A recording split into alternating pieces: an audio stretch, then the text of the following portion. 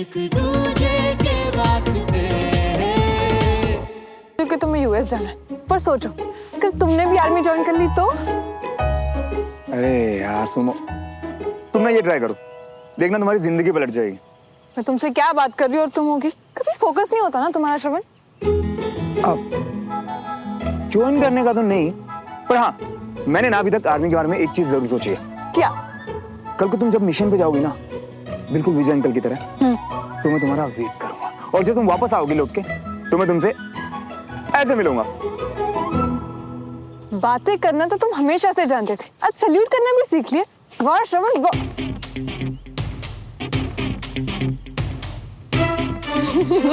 अब हंसी भी आ रही है।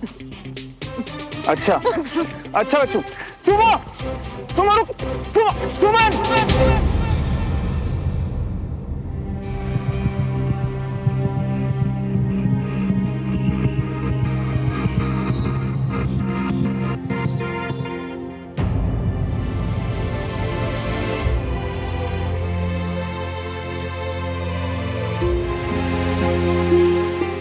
सुमन बेटा, ऐसे मत रो बेटा, तू ऐसे रोएगी? भाई तू तो मेरी बहादुर बेटी है ना। हाँ? चाची, मुझसे सांस नहीं ली जा रही। एंजाइटी, घबराहट बढ़ने की वजह से सांस लेने में तकलीफ हो रही है। मैं इंजेक्शन दे रहा हूं, पर उसके बाद आप डॉक्टर सुमन आराम करिएगा।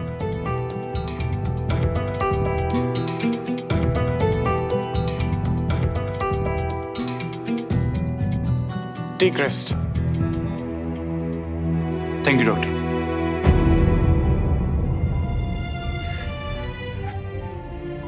बेटा सुमन, बस अब तुझे ना हिम्मत रखने की जरूरत है। देखना सब ठीक हो जाएगा, श्रवण वापस आ जाएगा। वो मुझे मैसेज कर रहा था, 1 मिनट से भी कम लगता ना चाची, कर सकता था ना मुझे मैसेज कि वो मिशन पर जा रहा है। लेकिन बेटा उस वक्त वहां के कैसे हालात थे, हमें क्या पता। हाँ? कोई पता कर नहीं चाहता चाची। पहले पापा, अब श्रवण, कोई मुझे नहीं पता था।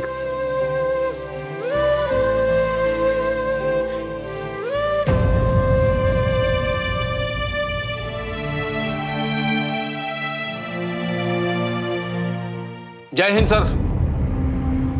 आई एम सॉरी सर, अभी तक यूनिट की कोई खबर नहीं मिली है। इसका मतलब अभी हमें और इंतजार करना होगा।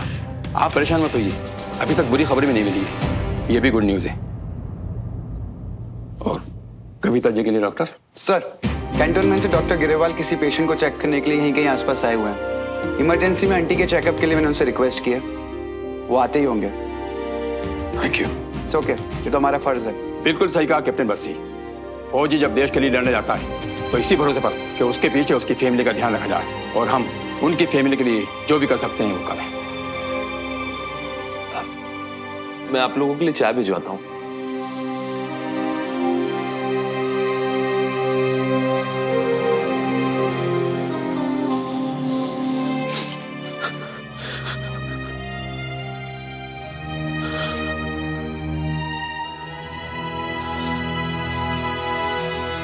सुनिए,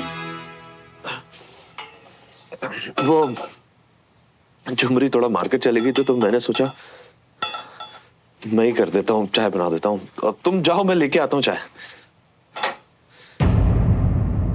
क्या बात है, मुझे नहीं बताएंगे?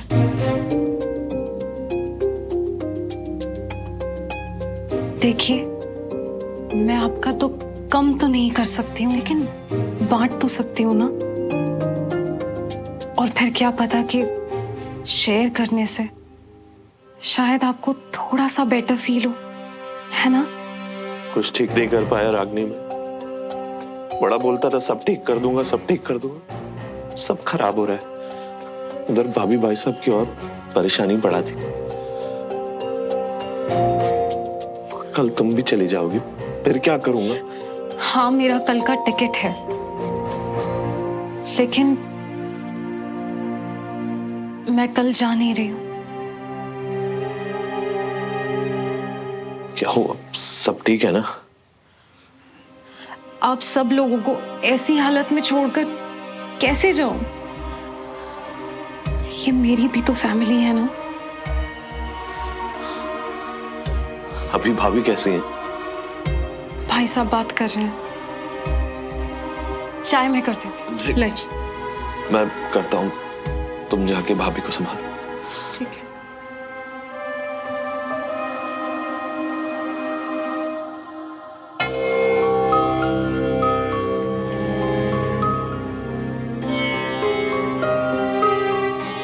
कविता, कविता, आपके यहाँ ऐसे बैठे रहने से भगवान के सामने बैठने से मेरे मन को शांति मिलती है।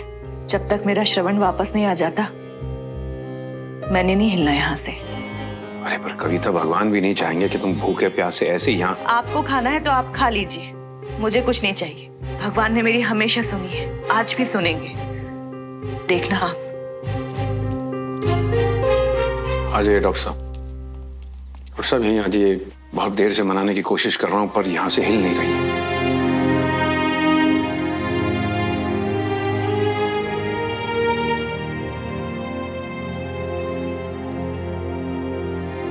ये सब लोग मेरी चिंता कर रहे हैं डॉक्टर साहब, मगर मुझे कुछ नहीं हुआ है। बिना बीमारी के आप दवा कैसे देंगे? बस नर्व चेक करना है आपकी।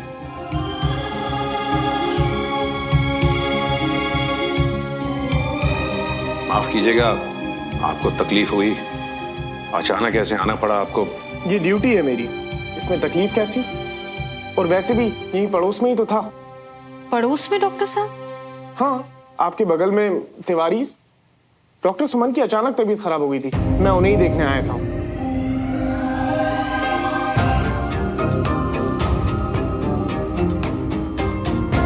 तबीयत ठीक है आपकी, इसलिए चिंता करने की कोई बात नहीं है। कोई दवाई नहीं, सिर्फ एक इंजेक्शन दे रहा हूं। मैंने कहा ना आपसे, मुझे कुछ नहीं हुआ है। ना मुझे दवाई चाहिए ना कोई इंजेक्शन। कविता जी, आपने खाना खाने के लिए मना किया, मैं मान गया, पर प्लीज अब ये सब। मैं ठीक हूँ, मुझे कुछ नहीं हुआ है। अपने बच्चे का वेट कर रही हूँ बस। आप लोग मुझे अकेला छोड़ दीजिए।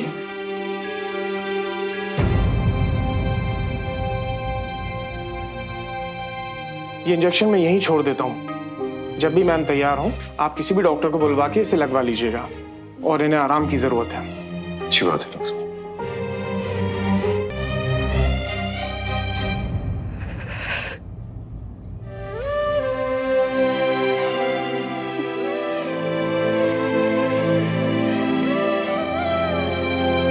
सुमन, तुझे याद है जब मैं छोटी थी और मुझे डांट पड़ती थी तो सबसे कट्टी करके हम दोनों एक ही थाली में खाते थे। तुझे याद है तुम मुझसे क्या कहती थी? कि हम दोनों एक ही टीम में हैं। हाँ, तू खाएगी ना मेरे साथ? पर पहले आंसू पूछ। कंचा, श्रवण और मैं भी तो एक ही टीम में है ना, पर तेरे कहने पे मैं नीचे आ गई कंचा, पर मैं खा नहीं पाऊंगी। सुमन, बेटा सुमन, अगर तू खाना नहीं खाएगी तो क्या श्रवण जल्दी वापस लौट आएगा?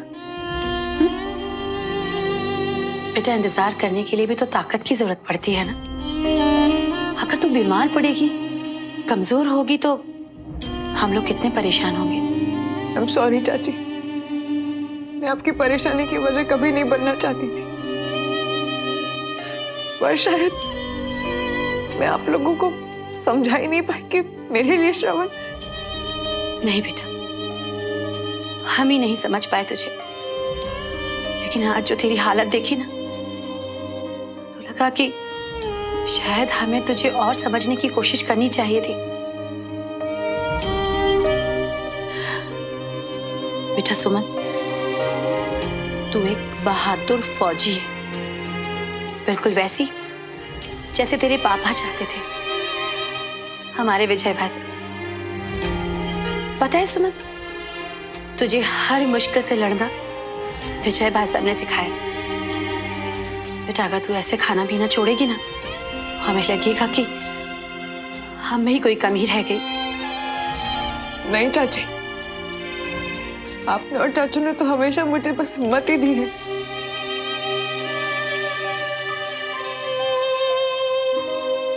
मैं ना श्रवण को भी अपनी टीम में लूंगी, प्रॉमिस। पर पहले तुम ये खाएगी, ओके?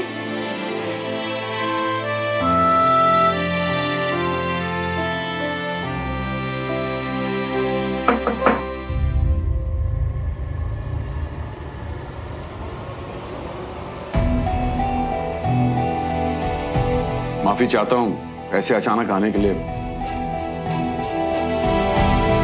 कोई बात नहीं, आइए।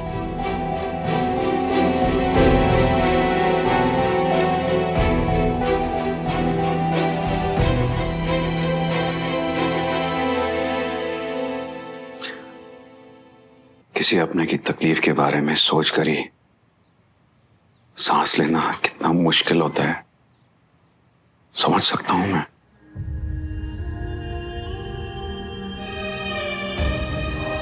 तुम्हारी हालत जो यहां है वही वहां कविता जी की है। वो माँ है और तुम। मेरा श्रवण तुम्हारे लिए क्या मायने रखता है देख सकता हूं मैं। और बेटा, जो मैंने कविता जी से कहा वही मैं तुमसे कहूंगा।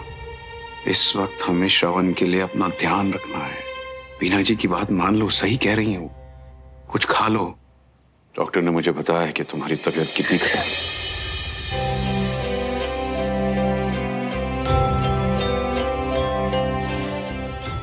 I'm sorry, so sorry uncle. अगर मेरी कोई भी बात पर आपको गुस्सा आया, पर मैंने कभी भी जानबूझकर आपको हर्ट करना नहीं चाहा। बस एक बार पर श्रवण वापस आ जाए, फिर अब जो भी। नहीं बेटा, अब हम किसी और बात की चिंता नहीं करेंगे, सिर्फ श्रवण के वापस लौटने का इंतजार करेंगे। अंकल, कविता आंटी ठीक है? बेटा, एक दिन में ऐसी दो खबरें सुनना उसके लिए आसान नहीं था। पहले तो श्रवण और तुम्हारी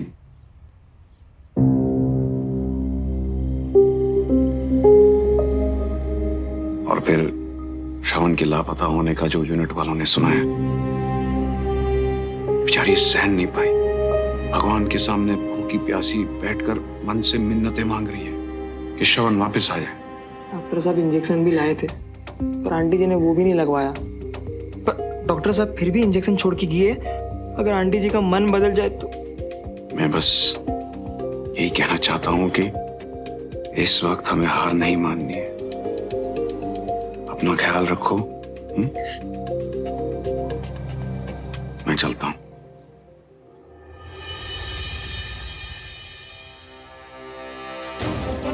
बस ही।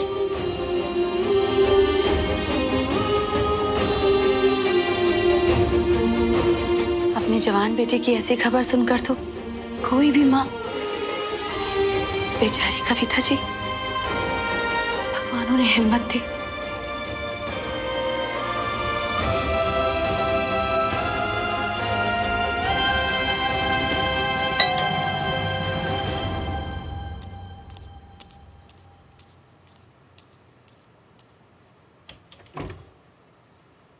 कविता आंटी से मिलना है।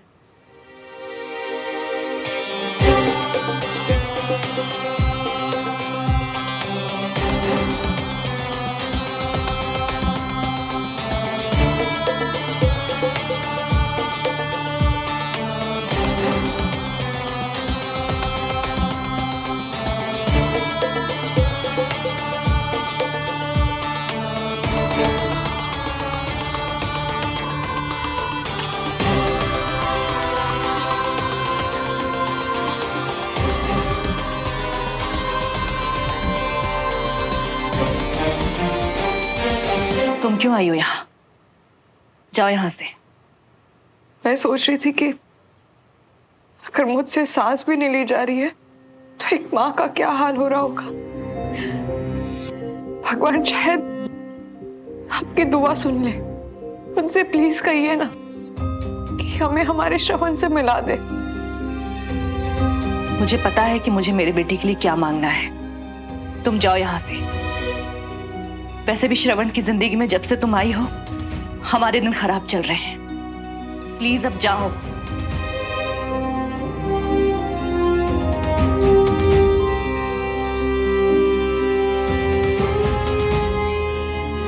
ठीक है आंटी, अगर आप यही चाहती है तो फिर यही होगा। मैं चली जाऊंगी श्रवण की जिंदगी से दूर। बस एक बार प्लीज प्लीज भगवान जी से प्रार्थना करिए और उन्हें कहिए कि हमें हमारा श्रवण वापस कर दे, उसे सही सलामत वापस भेज दे।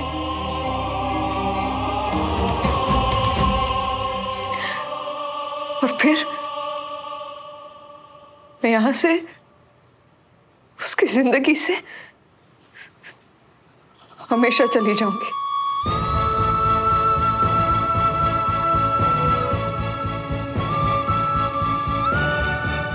मैं उससे कभी नहीं मिलूंगी, उससे शादी भी नहीं करूंगी।